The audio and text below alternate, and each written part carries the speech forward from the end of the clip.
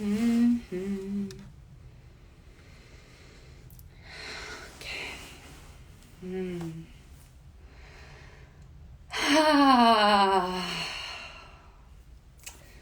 Feels so good to be back in this space.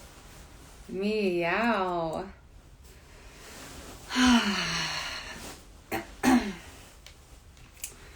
What's up, tribe? Oh, so good to be here.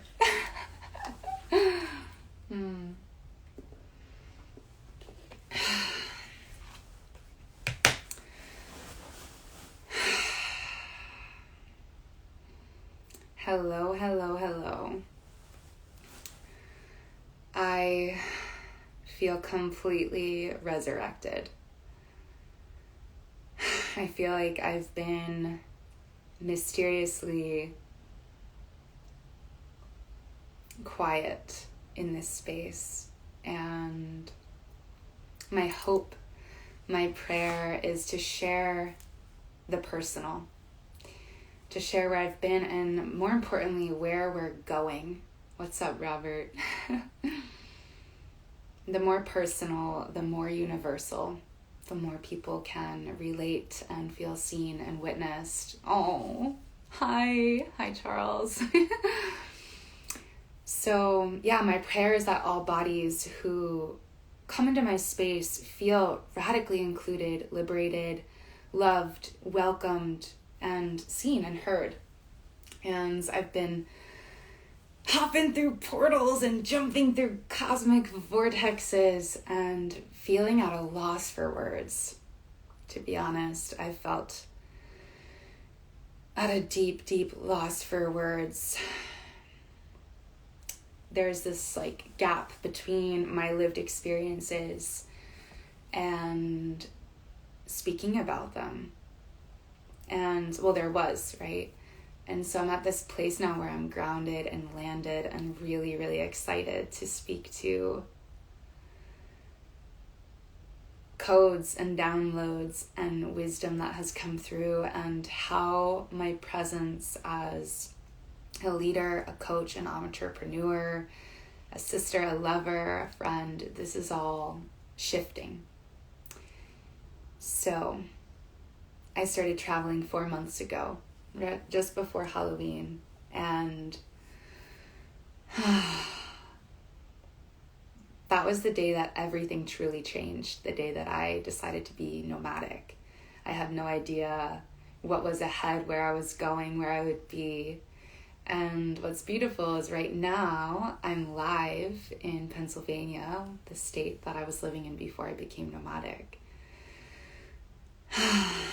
And it's just like this full cosmic life, death, life portal circle of an incredible sequence of events. Really, I'm astounded and blown away by the universe. The past 4 weeks especially have been really challenging, and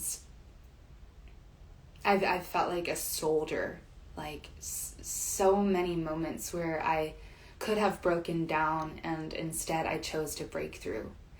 And that is really the message, one of the many messages that I'd like to inspire and activate in, Pluto in the house today. It's 2/22/22. For those of you who might be watching the replay, I say hey. And today is day 2 of my moon, which is profound. So I'll start here. I'm on day 2 of my bleed, and I didn't have a bleed for 71 days, which was fucking challenging. When I first started traveling, I had a 38-day cycle. My normal bleed begins day 28 to 32. So that month was like the spirit baby month. I had been communicating with spirit babies, and I was engaging with a new partner, and I'll just be straight up, there was definitely concern that I had been pregnant. All the evidence was there, and my bleed wasn't there, and it was really challenging. And then I got my bleed, 10 to 15 days late. And then the next cycle came and 71 days passed. So I share this because I want to illuminate the impact of massive life shifts on the body, some that we cannot even fathom into words. My body has gone through so many changes because I'm intentionally going in these shamanic spaces and like living in this really shamanic tantric way. And sometimes it's felt really lonely. Hi all, hopping on. Yeah, so I got my bleed. Today's day 2 of that. And what's wild is that it's day 2 of my bleed on 2/22/22. And you bet at 2/22 today, I had myself a moment, a pleasure portal of bliss, of integration, really, from where I've been and where I'm going.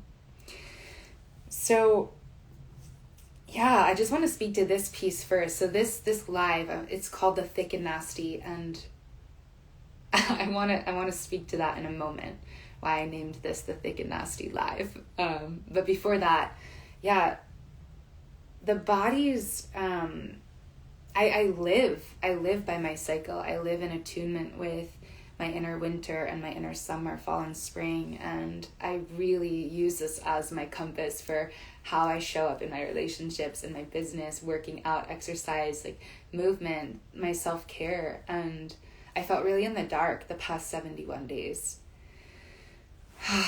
Yeah, thank you so much for the love.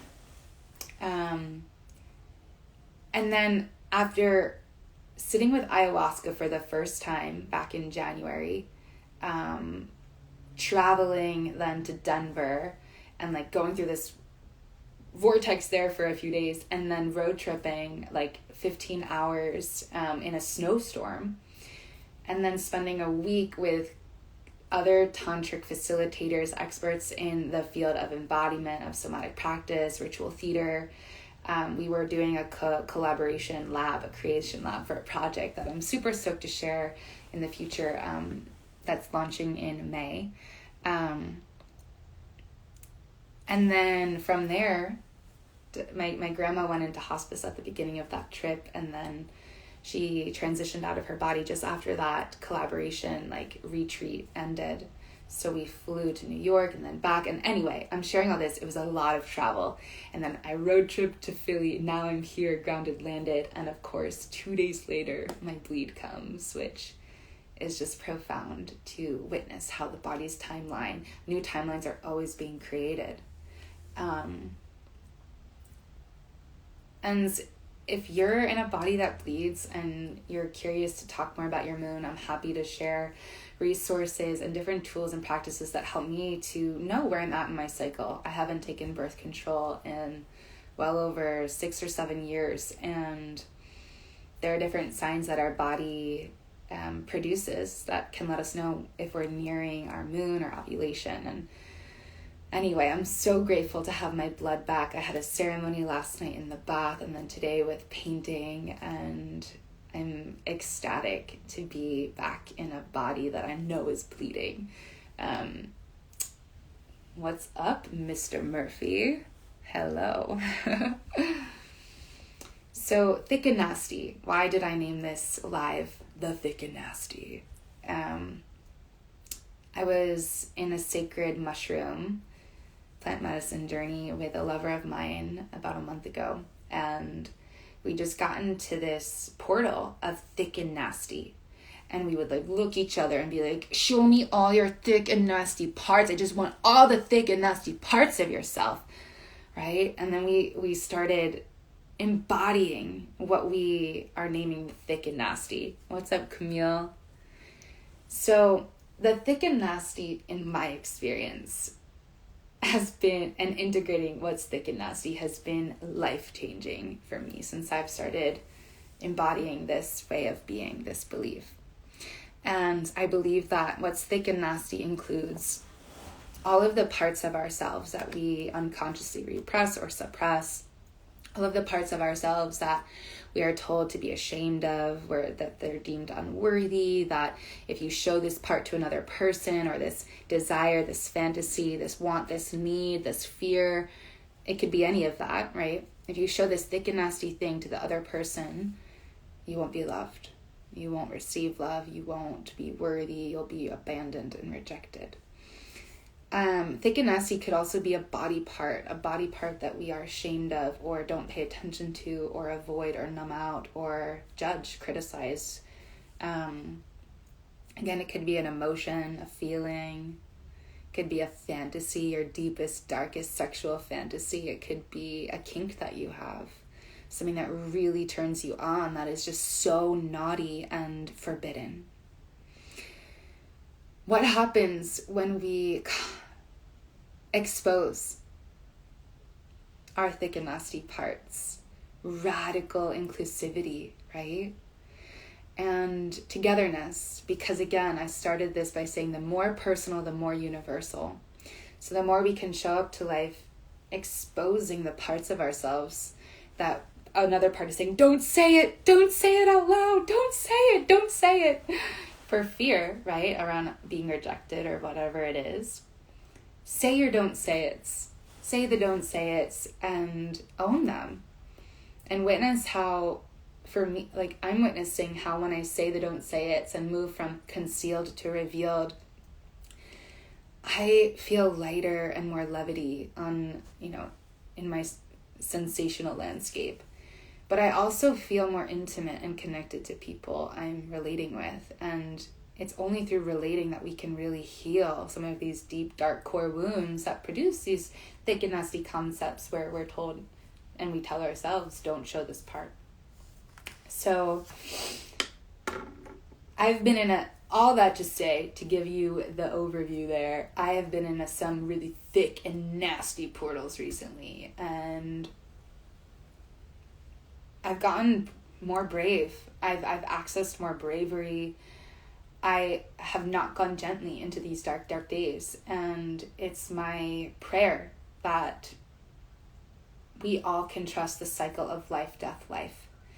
Whatever life we experience in this now moment, the life of a thought, the life of an emotion, the life of a relationship, the life of your own body, the life of a belief. Whatever life is here, there will be death to it. It could be in a moment, in a second, in the course of a few months, right? Change happens sustainably over time. But to trust that after that death, there's always new life to come. And that's why I got this new tattoo. I got this tattoo just before sitting with ayahuasca last month. And to me, it represents the cycle of life, death, the void, the unknown, the deepest mystery, and then more life. It's an orbit and it's always happening. And this is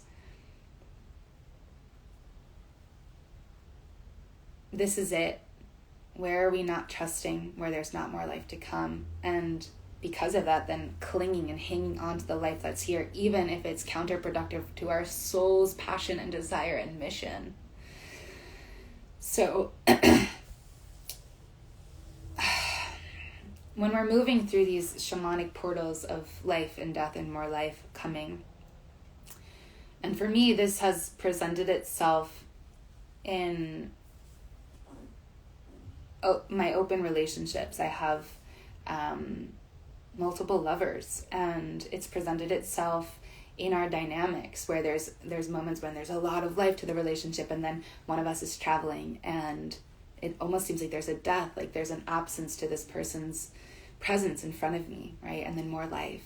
It can present also in the shamanic container of like moving from plant medicine to another really deep portal with community and sacred sexuality and really potent community building practices, to then going to my grandmother's funeral services, and after not seeing my family for 5 months, being immersed in the physical environment around the people who all remind me of where I've come from.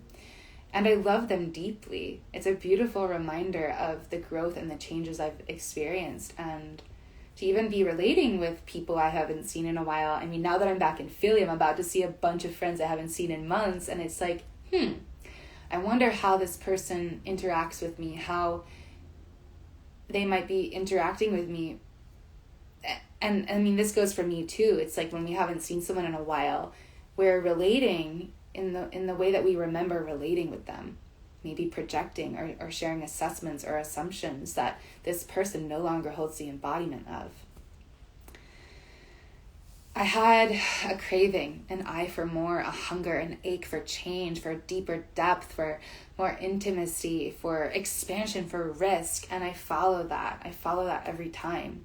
And that's how I continue living in trust with this cycle of life, death, life. I'm not afraid to take risks. And whether that's sharing I'm in love with someone and I'm not met, or financial risk, right? Investing in something, traveling, courses, so many things. So I'm choosing to meet these challenges. Let me read.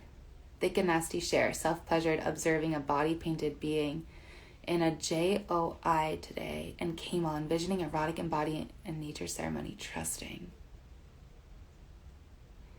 Yeah. So even like right now, to share something around pleasure, right? To share something that we're told to do in privacy, that we're told to do alone, or don't even do it at all. Don't look, don't touch. That's a thick and nasty, and I celebrate you, Charles, for naming that in this space. There needs to be a commitment to risk in this path of growth and radical inclusion for all parts of ourselves and the beings we're relating with. There needs to be this commitment to risk, to show up vulnerably and speak to what we want and need and boundaries from a place of wanting to be revealed rather than concealed. So, I mentioned on my stories that this live would be messy, and it is. It's gonna be nasty, and I'm okay with that. My traveling has informed me of where I'm going. I may not see the exact path into my future, but I do see clearly into it.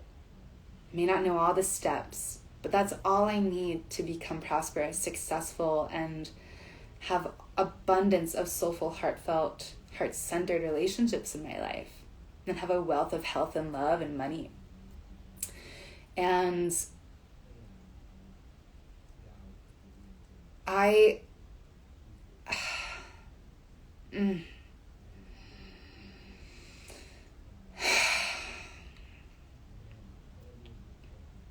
felt really tender through it all. Tender and expansive and in love, and I'm fumbling with my words because there's so much, and I'm wanting to transmit something that's concise. I'm aware of this like monologue beep boop in my mind that's like, come concise. But this is the humanity. This is authenticity and being real. And I'm not here to be perfect. I'm here to show you what's really here for me, and that's that. So I'm going to take a breath, and I invite you to join me.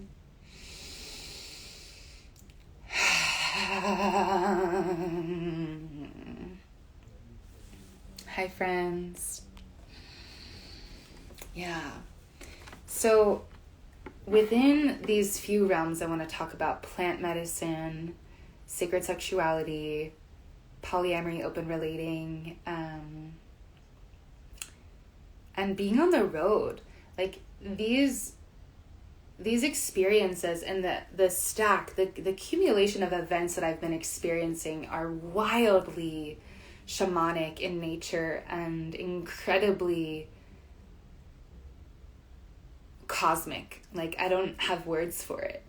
But I mentioned like sitting with ayahuasca, then the Sacred Sexuality Collaboration Lab, and then my grandma's passing, her transitioning, and now my bleed coming. It's just like, it's all profound. And I've shifted a lot of focus in my business over the last few weeks as well. I'm starting to work with clients in person. I've mostly been working online, and just like a flood of new clients coming into my field within like the last week.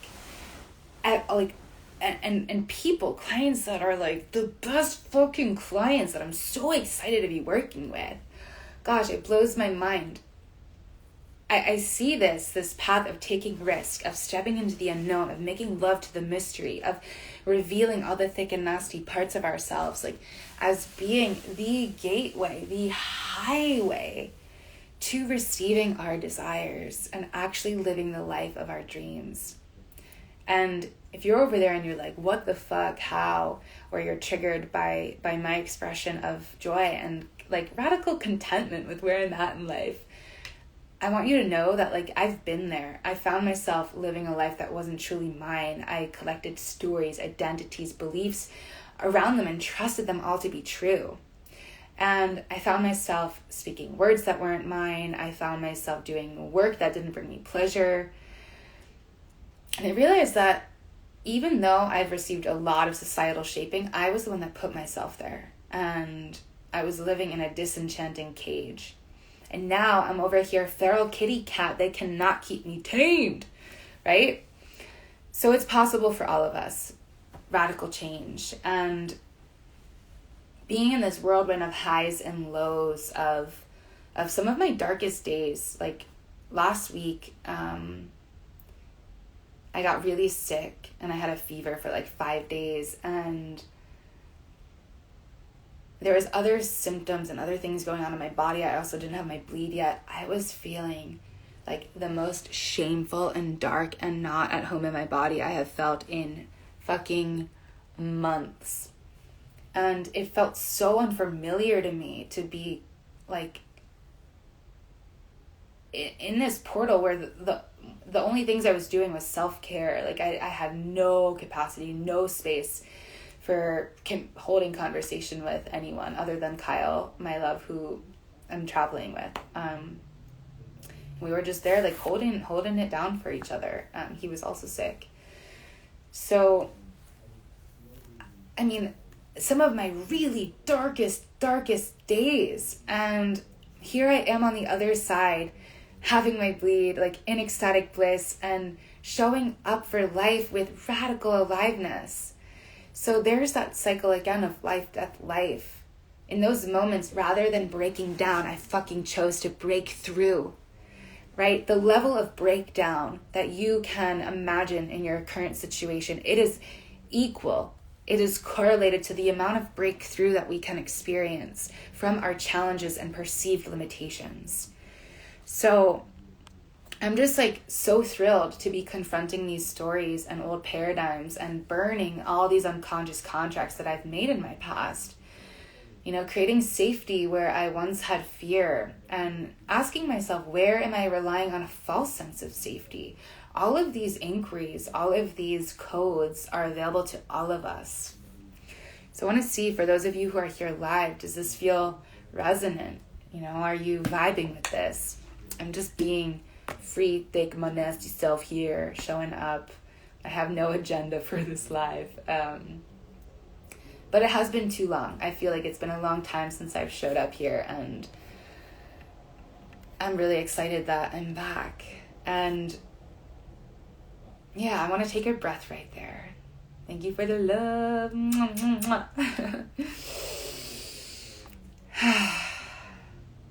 Oh, everything's dripping. So wet. Yeah. Yeah, life is deep AF resonating. I'm curious what parts are resonating the most for you, Charles. Let's see here. Yeah, so another thing I'll speak to, this big theme of rites of passage. I've been initiated more times than I can count over the last 4 weeks alone, but also the last 4 months. And this theme I notice is rites of passage, initiation, through ayahuasca, through death of loved one, right? Through things that feel really crunchy and sticky, and then speaking to them in my relationships, even when there's such a fear of how I'll be received, or a fear that I won't be met or that I'll be rejected. All of these rites of passage, it's just like, it's so profound to me to look back a few years ago and see how I was so not okay not knowing. I was so not okay not knowing what two people that I love across the room are talking about. It's like, I want to be in. I want to know what they're talking about. I want to feel included. How I felt so not okay with not knowing the future. And all of that, I'm like, wow. I don't know where I'm going to be. I do know where I'm sleeping tomorrow, but a lot of the past few months, it's like, where am I going today? Let's see. Not knowing where I'm going or what's coming next, and being okay not knowing everything. I can see how all of these initiations have led, they're accumulating and building on each other, and have been tested on every possible level, emotionally, physically, spiritually, energetically, romantically, like in all of my relationships. And in my inner relationships as well, in my situations, like, I've been asked to release so much, and it's possible. Like, I'm looking at my life, looking at my partners, and being like, what? Do you see this too? Like, is this real life? It is. And all of my dream seeds have like sprouted and blossomed. They're blossoming, and they will continue to. When we choose to release and let go of really deep layers of shaping, and it asks us to sit and really ask ourselves some deep questions, like, what am I devoted to when shit hits the fan? Is it fear or is it love? And what is the next step towards love that I can walk towards today with humble confidence and deep faith? Travel has gifted me with such a fiery, epic, potent wake-up call. To see that death can happen. Fuck yeah, Sarah. To see that death can happen so instantly. And how can I show up to life loving myself, loving life, loving my partners, loving you with no conditions, right? This has been a big, epic inquiry for me. And I feel like I've been working my whole life for this transition to be who I am today. Like, it makes me feel so excited to share this with my clients and with y'all in this space. So excited for what we're creating together. And I thank you. I thank you for showing up here and being in this journey with me and supporting me and showing up with love and doing your own work also. Like, it means so much. It means so much. Hi, Maverick. Oh my God. I could cry. I'm so excited to see you tomorrow. Yes. Oh my God.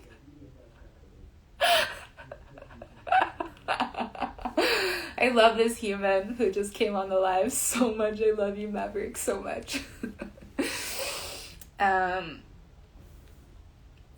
So I've been orienting to new realities and molecular upgrades, honestly. Like, so during ayahuasca, I had a really profound experience.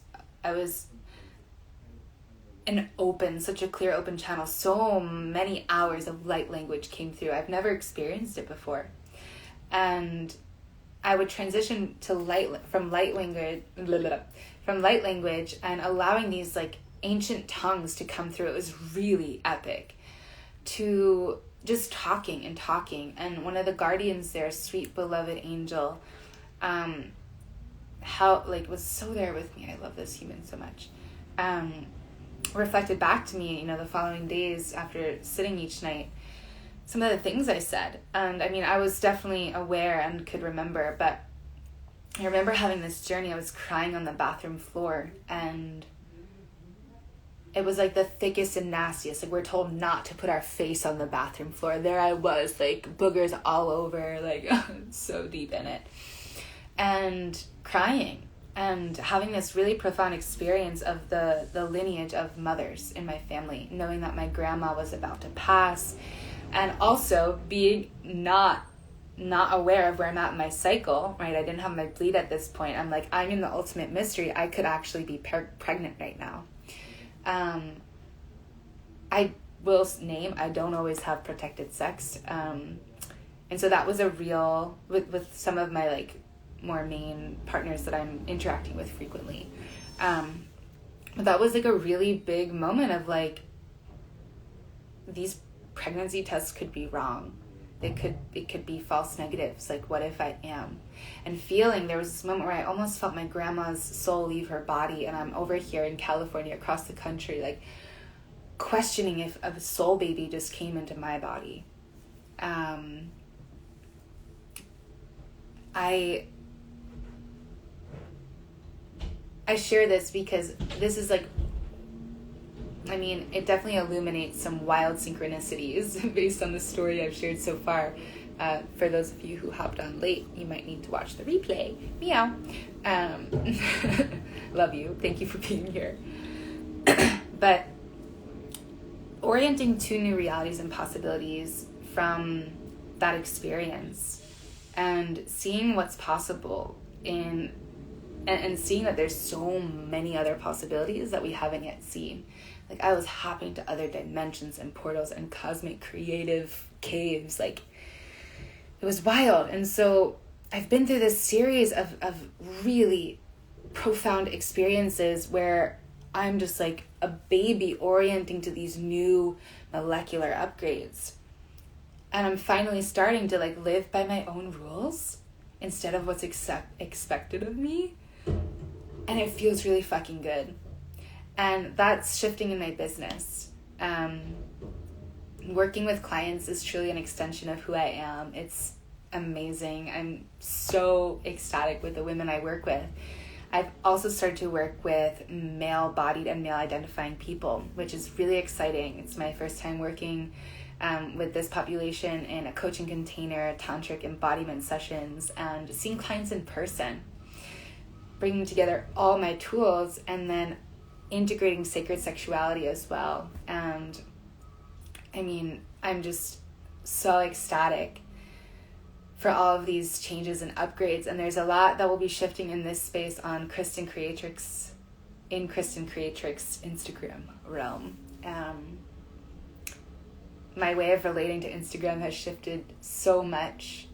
My way of relating to business, to my partners, to money, to love, to fear, all of this has shifted so much. New timelines being written every second. I feel like I'm like really living in congruence with my work, my medicine, my soul's mission, and it feels amazing. You know, I want to speak to a few more things before I hop off, but I'm also open for any questions if anyone has anything that they'd like to ask.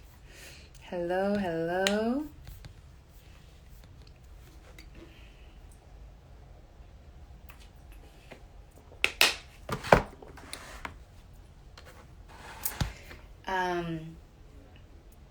So there's one more piece that's coming through that I'd like to share.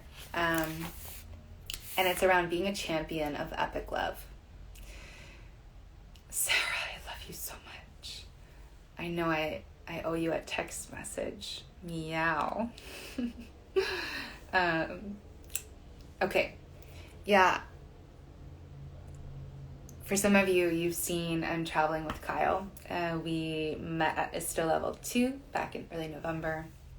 And our relationship has many beautiful, gorgeous dynamics, lovers and co-creators and just best friends, partners. Like, I'm so grateful for this human. And there was like an unspoken don't say it, like a month or so ago in our relationship, maybe a month and a half. We've talked about this too. So I just want to disclose that he's offered consent to share about this personal experience.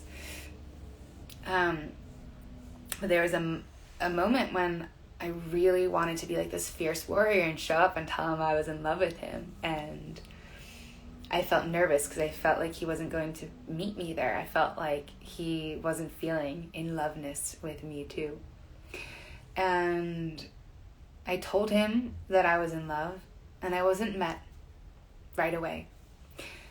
And I had to sit with that. I had to sit with the part of myself that wanted so deeply to be validated and said, oh my God, baby, I'm in love with you too. Like, fuck yeah. Now we're talking about it. Like, we may have already expressed in loveness through other behaviors, choices, and ways of relating, but verbally it wasn't spoken about up until this point.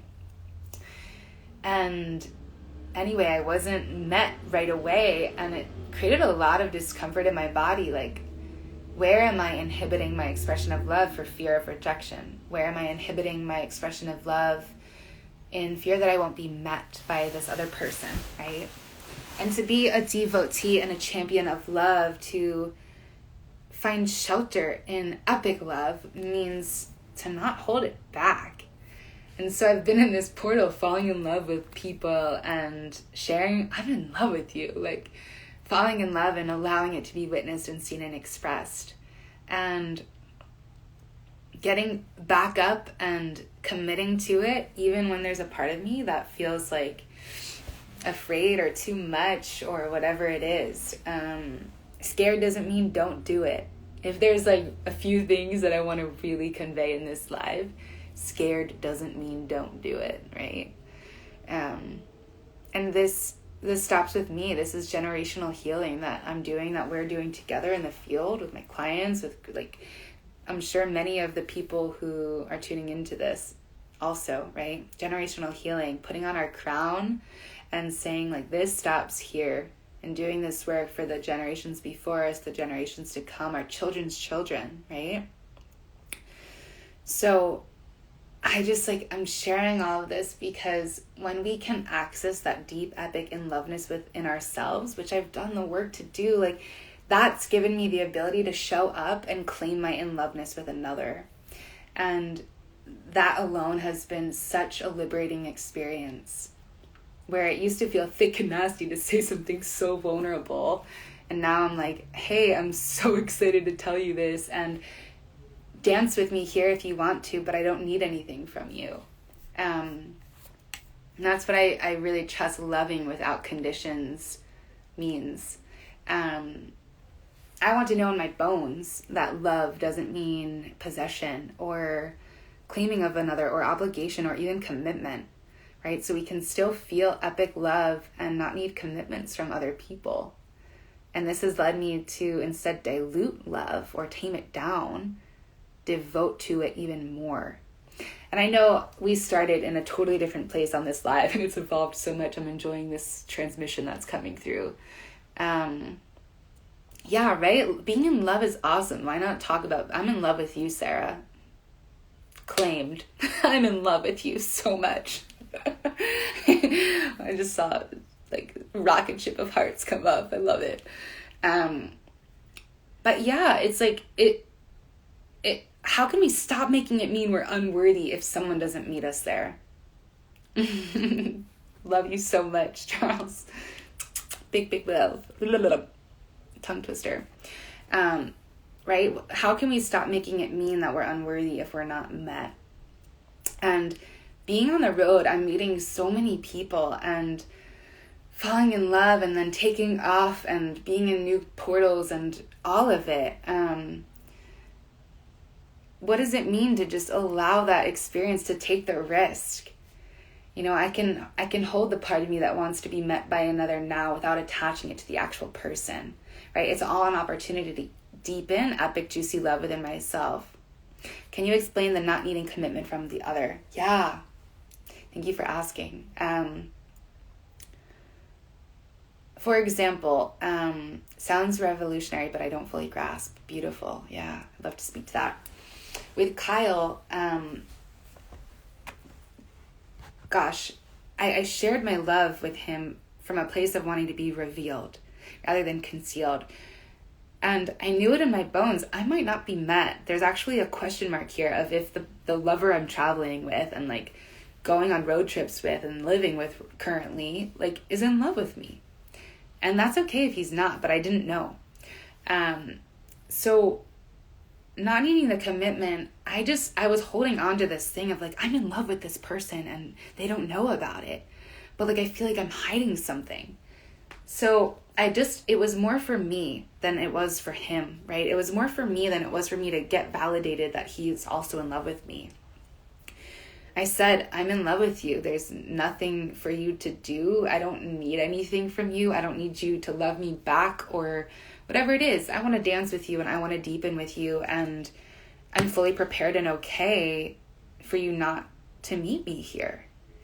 There's so many people to dance with and I would love to dance with you. And I'm okay if you don't. Because I'm dancing with myself, right? Big time. So the way someone relates to us doesn't change our worthiness. The choices someone makes in relationship to us doesn't change our worthiness or our enoughness, right? So when I say not needing commitment, it's just that, like, how differently do we show up when we're trying to obtain external validation, to have that part of ourselves have their need met, that like, oh, I'm not in it alone, someone else loves me back, right? The more authentic we show up, again, the more personal, the more universal. Scared doesn't mean don't do it. These are like some key sprinkle and wisdom nuggets that I'm like highlighting in my brains, repeating on the live. But the more authentically we show up, the more personal, the more universal, and the more we put our signal out for our tribe, the people who can meet us there, who have the capacity, who have done the work, the energetic upgrading, the fierce warriors who can meet us there. Not to say that none of the other people who can't meet you there aren't any of those things.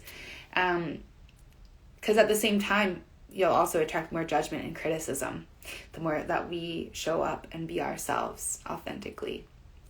You know, I welcome someone to hate me if it means them integrating their shadow. I'd rather someone hate the real me than love me as a fake. And it doesn't mean we're better or worse if someone can't meet us there or can meet us there, right? It's always pointing back to like, where can I love myself more? Where can I fall deeper in love with my emotions? Where can I fall deeper in love with my body? Where can I fall deeper in love with my expression, my creative expression? With my humanity, with coughing and being a human that poops and have boogers. Like, where can we fall deeper in love with our sexual fantasies, the ones that we're so afraid to talk about? Because they're so wrong and thick and nasty and naughty. Like, let's go there together. It's so good. And this is a lot of the work I'm stepping into with sacred sexuality and tantra. Fucking here for all this thick, nasty, holy wow. Fucking right. Get it. Yeah, I want to take a breath right there. So good.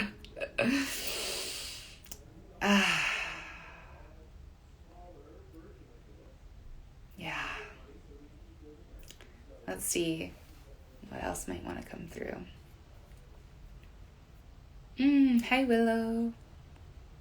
Yeah, and then, I mean, Kyle and I got to talk about all of this. Like, there was that, just want to close that loop before I go somewhere else. There was a moment when I talked about it and I wasn't met right away. And then, hi, Alyssa, meow.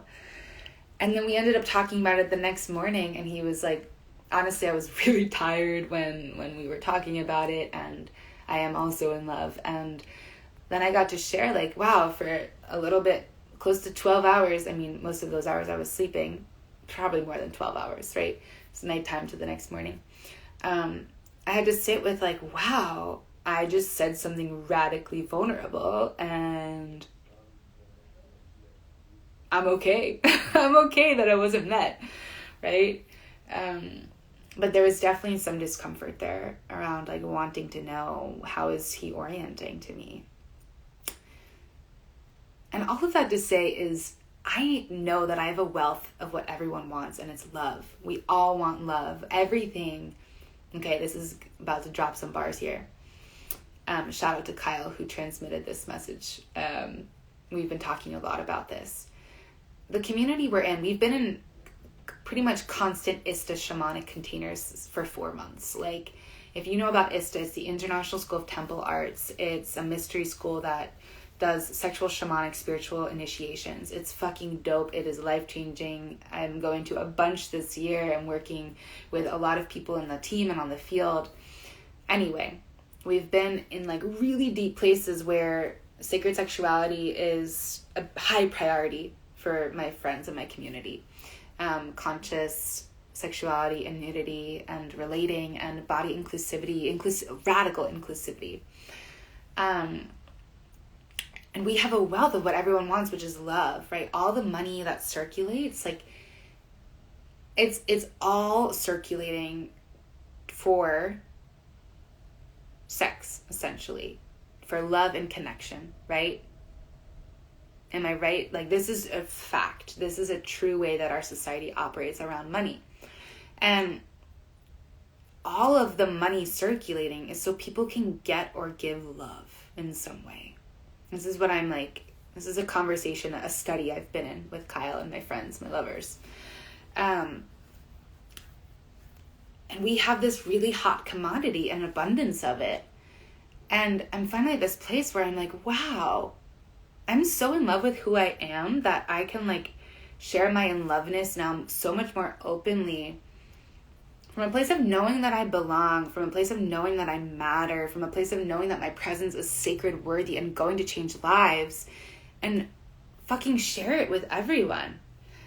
So I say all this feeling like my mission, the mission, is bigger than the fear.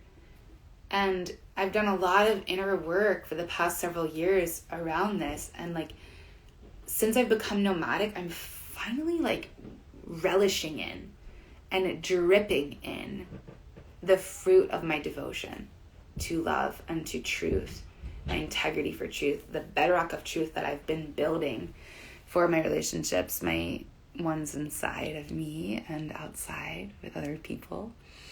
And it's incredible. It's incredible. No matter how many dark chapters we go through, there's always more life to come. So yeah, a few last pieces. It's like, I'm on your side. I want to see you win. I'm on your side, and I want to see you in your celebration and in your pleasure. And I feel this theme of like the resurrection of the road warrior.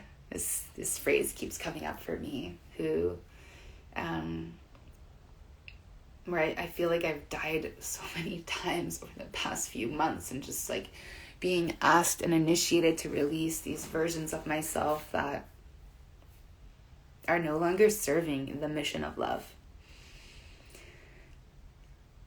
And I've attended so many funerals of the woman I used to be again and again, and I keep being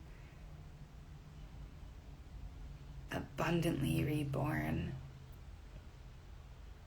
And the dream seeds keep coming up. And it's because, I truly believe it's because one of the big things is the risk taking, and seeing that the more I take risks in my relating and traveling. Now, I'm not like, okay, maybe I should define risk. I'm curious.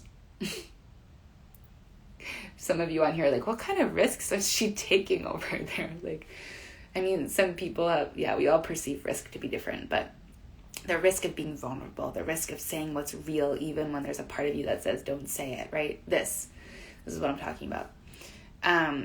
The risk of following your soul's truth to travel, even if you have a 9-to-5 job that you hate and everyone around you is like, you can't live that way. The risk to go do the thing that you want, if you have the resources to, right? Abundance.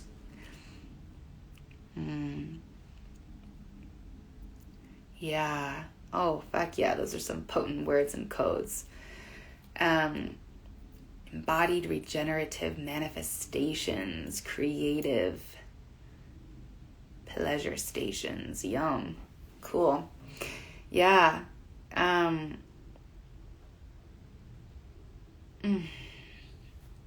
feeling complete. Oh, I think there was one more thing. I was talking about the risks, right? yeah, so this is what I was about to say. Risks require courage, and the more risks we take, the more courage we can access, and the more we trust ourselves. And that's a huge piece. We trust that we can move through our challenges and perceived limitations, and trust that we will rise again because we are soldiers of love. As Trevor says, soldiers of the pure. Have you had enough, and do you want more? Read another chapter of this folklore. Never sing a song like this before. So I think I'm going to leave it right there. I'm so grateful. Thank you so much for receiving this message. And it feels so good to be back on Instagram Live. Okay. I'll remain open for another few moments.